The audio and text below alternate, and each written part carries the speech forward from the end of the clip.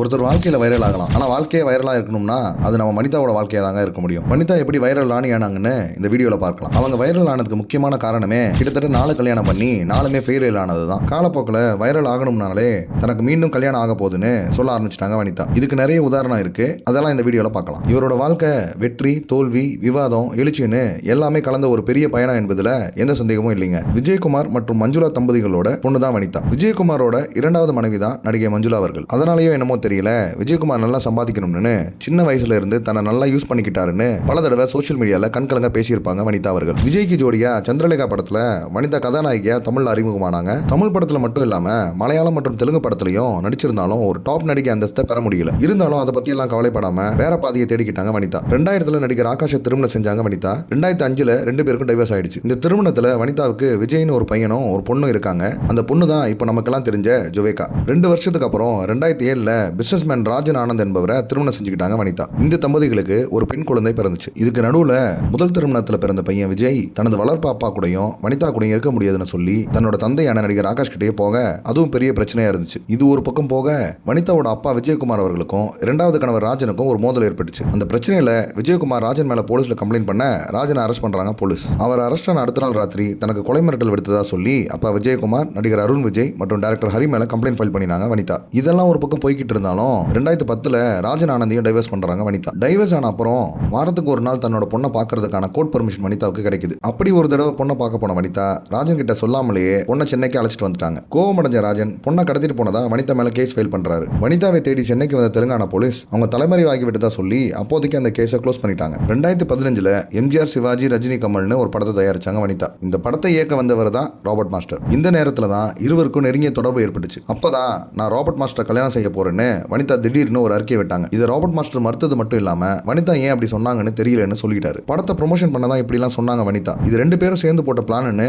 பல social media பிரபலங்கள் கூட சொல்லியிருந்தாங்க. ஆனா பல தடவை இவங்க 2 பேரும் திடீர்னு சேர்றதும் அப்புறமா பிரியறதும் வழக்கமாவே வச்சுக்கிட்டாங்க. இதெல்லாம் பார்த்தா எதையாவது ப்ரொமோஷன் பண்றதுக்கும் லைம்லைட்ல இருக்கிறதுக்கும் தான் இப்படிலாம் பண்றாங்களோன்னு நமக்கே சந்தேகம் வரதாங்க செய்யுது. ரீசெண்டா கூட ராபர்ட் மாஸ்டர் ஹீரோவா போட்டு மிஸ்ஸஸ் அண்ட் மிஸ்டர்னு ஒரு படம் எடுத்தாங்க வனிதா. படம் முடிஞ்சதும் வழக்கம் போல 2 பேரும் சண்டை போட்டுட்டு போயிட்டாங்க. 2017 சோஷியல் மீடியாலையும் சரி கமர்ஷியல் சேனல்லையும் சரி வனிதா தான் ஹாட் டாபிக்கா இருந்தாங்க. ஏன்னு கேட்டீங்கன்னா மதுரவாயில்ல இருக்கக்கூடிய தன்னோட வீட்டை திருப்பி கொடுக்கும்படி விஜயகுமார் வனிதா மேல கேஸ் போடுறாரு. இந்த வீடு தன்னோட அம்மா பெயர்ல இருக்கக்கூடிய வீடு, தான் நடிச்ச பணத்துல இருந்து தான் இந்த வீடை வாங்கியிருக்காங்க, அதனால இந்த வீட்டை திருப்பி கொடுக்க முடியாதுன்னு சொல்லிட்டாங்க வனிதா. இந்த கேஸ் இன்னும் நீதிமன்றத்தில் நடந்துகிட்டு தான் இருக்கு. இந்த விஷயத்துக்காக வனிதாவுக்கும் விஜயகுமாருக்கும் நடந்த சண்டையெல்லாம் தெரு சண்டை அளவுக்கு மோசமாக இருந்ததுன்னே சொல்லலாம். 2019 பிக் பாஸ் சீசன் 3ல வனிதா செலக்ட் ஆனாங்க. ஸ்டார்டிங்லயே அவருடைய போல்ட் டாக், நேரா சொல்ற குணம் ஆடியன்ஸ்க்கு ரொம்ப ஷாக்கா இருந்துச்சு. ஒரு கட்டத்துல அவரை வெளியேற்றினாங்க. அந்த எபிசோடே பெரிய பேசும் பொருளானது. பிக் பாஸ் வீட்ல இருந்து வனிதா வெளியேறிய அப்புறம் சோஷியல் மீடியால பிரிங் பேக் வனிதா ட்ரெண்ட் ஆச்சு. ஃபேன்ஸ் பிரஷர் காரணமா வனிதா வைல்ட் கார்டு என்ட்ரியா மீண்டும் வீட்டுக்குள் வந்தாங்க. அப்போதான்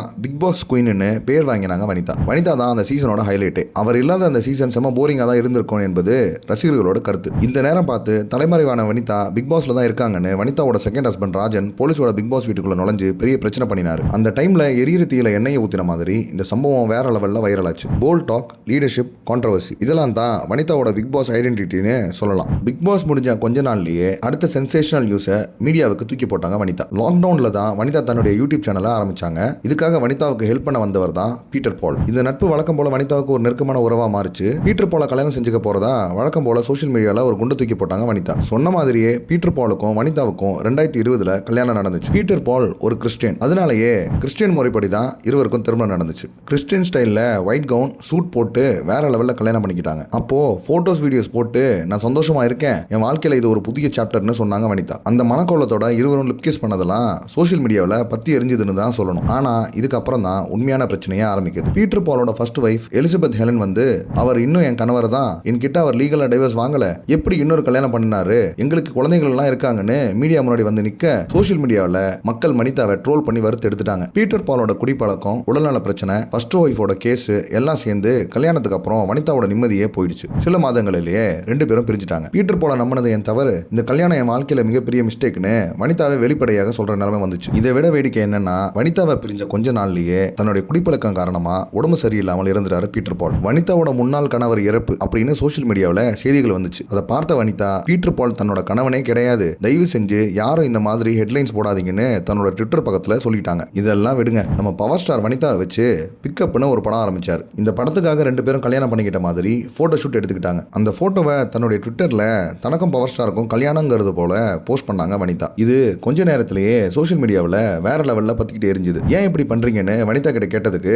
வைரல் ஆகிறதுக்கு தான் பண்ணேன், எனக்கு தேவைன்னா 4 கல்யாணம் என்ன 40 கல்யாணம் கூட பண்ணுவேன்னு போல்டா பதில் சொன்னாங்க வனிதா. ரீசெண்டா அவங்க டைரக்ட் பண்ண மிஸ்ஸஸ் அண்ட் மிஸ்டர் படத்துக்கு கூட இவங்க போட்டோவையும் ராபர்ட் மாஸ்டரோட போட்டோவையும் போட்டு கெட்டிங் மேரிட் சூன்னு தான் ப்ரொமோஷன் பண்ணினாங்கன்னா பார்த்துக்கோங்களேன். வாழ்க்கையில் என்ன நடந்தாலும் எந்த பிரச்சனைகள் வந்தாலும் அதெல்லாம் சால்வ் பண்ணி தன்னம்பிக்கையோட முன்னோக்கி மட்டுமே பயணிக்கணும் அப்படிங்கிறதுக்கு வனிதா அவர்களோட வாழ்க்கையும் ஒரு சின்ன உதாரணம் தான். வாழ்க்கையிலையும் சினிமாலையும் மேலும் பல வெற்றிப்படிகளை கடக்க வனிதா அவர்களுக்கு சினிபோர்ட் தமிழின் வாழ்த்துக்கள். இந்த தொகுப்பு உங்களுக்கு பிடிச்சிருந்தா நம்ம சேனலை சப்ஸ்கிரைப் பண்ணுங்க, லைக் பண்ணுங்க, பெல் பட்டனை கிளிக் பண்ணுங்க. நன்றி, வணக்கம்.